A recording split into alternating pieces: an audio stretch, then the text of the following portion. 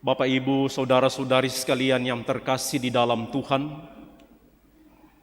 salah satu tujuan kita beragama, tujuan kita menjadi orang beragama, supaya nanti katanya selamat, supaya bisa masuk surga, supaya bisa hidup abadi bersama Tuhan di dalam surga. Dan selama kita hidup di dunia, ajaran agama apapun yang kita anut mengajarkan kepada kita bahwa semakin Anda berbuat baik, banyak berbuat baik di dunia ini, itulah yang akan menghantar Anda masuk ke dalam hidup abadi bersama Tuhan di surga.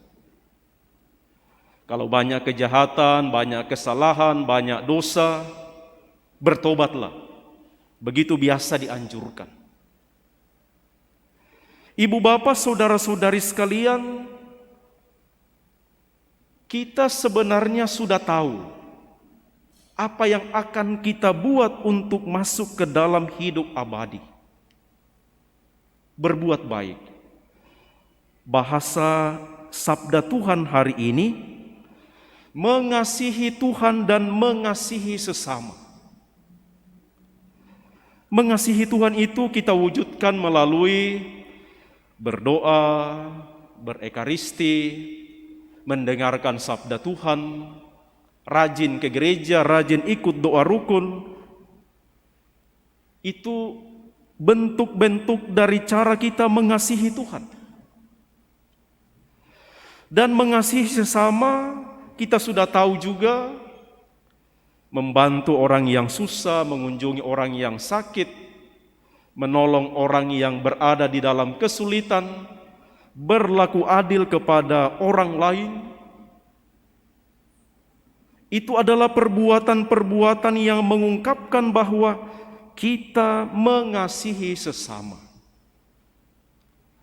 Persoalannya adalah seperti pertanyaan seorang Farisi dalam Injil hari ini, siapakah sesamaku?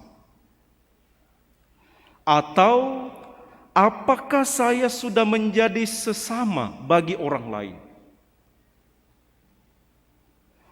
Mungkin inilah poin yang penting kita renungkan, ibu bapak saudara-saudari terkasih.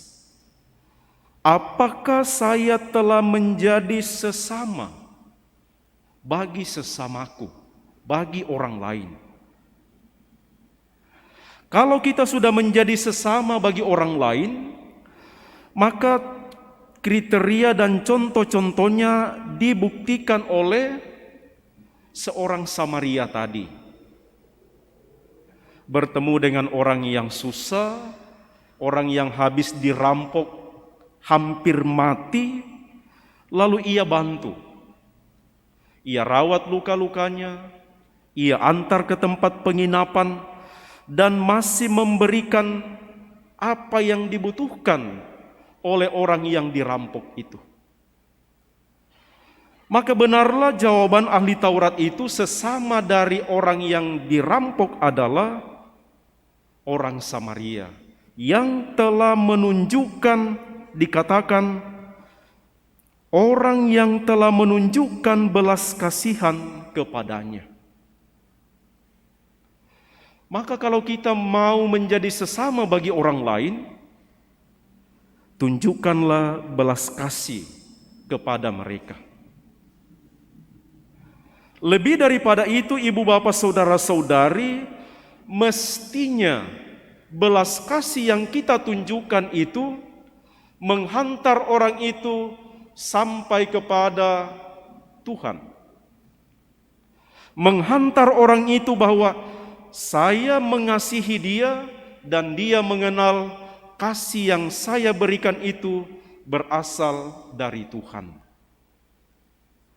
Jangan sampai kita mengasihi sesama, lalu kemudian orang itu tetap tidak bisa beriman, tetap tidak mengakui bahwa Tuhan Maha Baik. Hanya tunggu pastor nanti dia baik. Tapi apakah melalui pastor itu ada Tuhan? Tidak sampai di sana. Maka kita bertanya, belas kasih yang kita tunjukkan itu mampukah membuat orang yang mengalami itu sampai kepada pengenalan akan Tuhan? Dengan demikian terjadilah kita mengasihi sesama sebagai tanda bahwa kita mengasihi Tuhan. Tanda bahwa kita mengasihi Tuhan kalau kita mengasihi sesama. Begitu bacaan kedua kita dengarkan hari ini.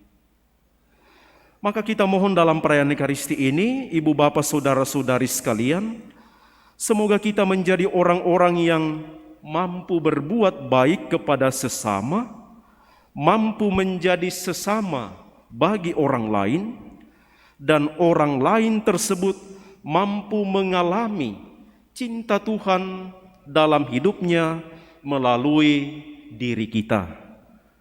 Semoga demikian.